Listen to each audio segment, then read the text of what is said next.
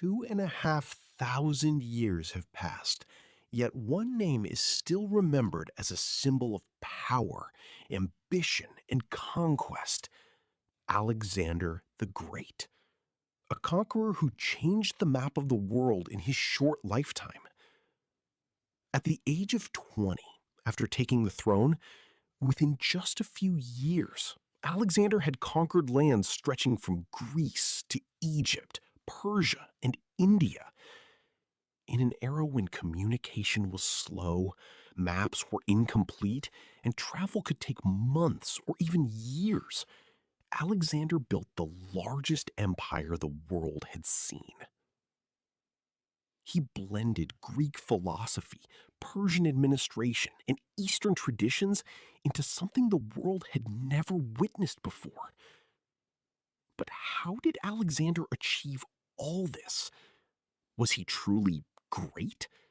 Or was he simply an ambitious young king who conquered everything except himself? Let's find out.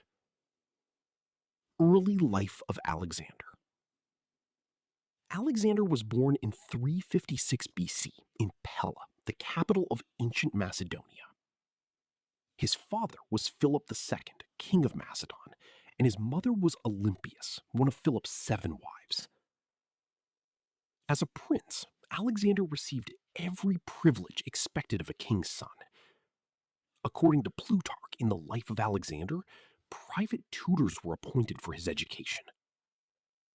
One of them was Leonidas, a strict relative of Philip, who trained Alexander ruthlessly in combat, horse riding, and military tactics. Later, another tutor, Lysimachus, taught him music, poetry, reading, and writing. The horse, Bucephalus. When Alexander was only 10 years old, a trader brought a wild horse to King Philip. No one could control it. Alexander stepped forward and said he could tame the horse. Philip, surprised but curious, gave him permission. Alexander approached the horse calmly, spoke softly, stroked it, mounted it, and rode it with ease. Philip was so impressed that he said, "My son, seek a kingdom worthy of yourself. Macedon is too small for you." He bought the horse and named it Bucephalus, the same horse Alexander would ride into many famous battles. Aristotle's student. When Alexander turned 13, Philip hired one of history's greatest philosophers, Aristotle. At the Temple of the Nymphs in Mysa, Aristotle taught Alexander religion, art, logic, science, and philosophy. Many noble boys studied with him there. Several later became Alexander's closest friends and generals. Philip was so impressed with Aristotle's teaching that he rebuilt Aristotle's hometown, Stagira, which had been destroyed in war, and freed its enslaved people. Alexander's first leadership test. At just 16 years old, Philip went to war and left Alexander in charge of Macedon. Seeing this, a Thracian tribe called the Mede rebelled, believing the kingdom had become weak. They underestimated Alexander. He sent an army, crushed the revolt, expelled them, and founded a new settlement called Alexandropolis. When Philip returned and saw how Alexander handled the crisis, he was deeply impressed. Battle of Chaeronea. For the next few years, Alexander joined Philip in military campaigns. The most important was the Battle of Chaeronea, where Macedon faced Athens and Thebes. Philip commanded the right wing. Alexander led the left wing brilliantly. They won decisively, bringing most of Greece under Macedonian control. Philip's assassination. Later, Philip married Cleopatra Eurydice, a Macedonian noblewoman. This threatened Alexander's position as heir, because any son from that marriage would be considered fully Macedonian. At the wedding feast, Cleopatra's uncle Attalus toasted for a true Macedonian heir. Enraged, Alexander threw a cup and shouted, "What am I then?" Soon after, tensions grew between father and son. Then came the shocking moment. During another royal wedding celebration, Philip entered a theater and was suddenly stabbed to death by one of his bodyguards, Pausanias.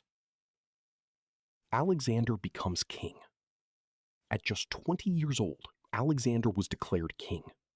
But the throne was dangerous. To secure power, he eliminated rivals, including enemies at court. Soon after Philip's death, revolts erupted across Greece. Athens and Thebes believed they could become free again. Ignoring cautious advice, Alexander marched with 3,000 soldiers. He destroyed Thebes so completely that fear spread everywhere. Other Greek states surrendered without resistance. Alexander had established himself as a powerful ruler. Conquest of Persia begins. But ruling Macedon was not enough. Inspired by Aristotle and driven by ambition, Alexander wanted to rule the world. In 334 BC, leaving Greece under his general Antipater, Alexander marched east with around 40,000 soldiers toward Persia. Battle of the Granicus River. His first major challenge came at the Granicus River, defended by Persian forces under Memnon of Rhodes. Alexander used a wedge-shaped cavalry assault, crossing the river and striking directly at the enemy's center. He nearly died in battle, but survived. He won. Thousands of Persians were killed, while Macedonian losses were minimal. Asia Minor and Halicarnassus.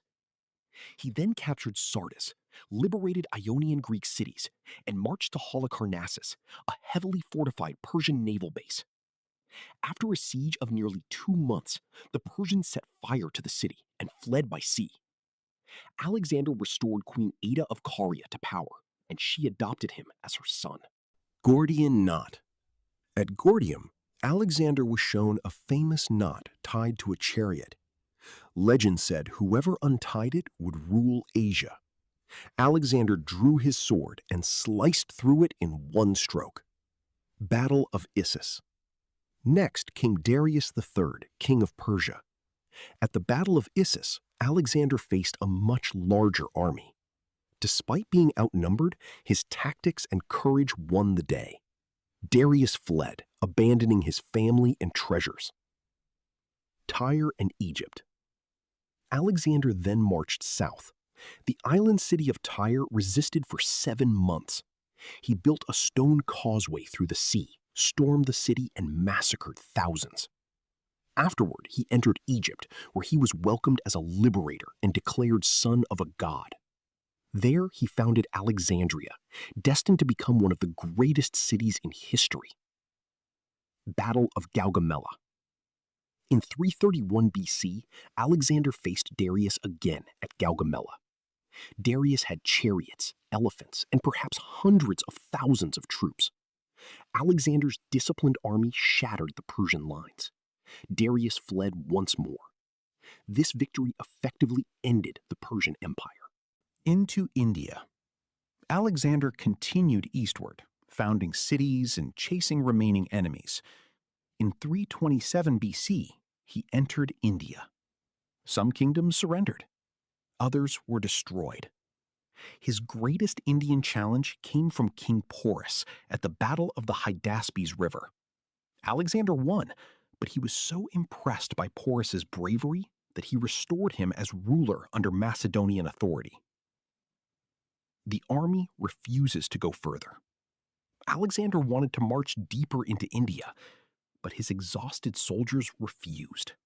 They longed for home, family, and peace. For the first time, Alexander had to surrender to his own army's will. He turned back. Final years and death. Back in Persia, Alexander adopted Persian customs and clothing. Some Macedonian generals disliked this.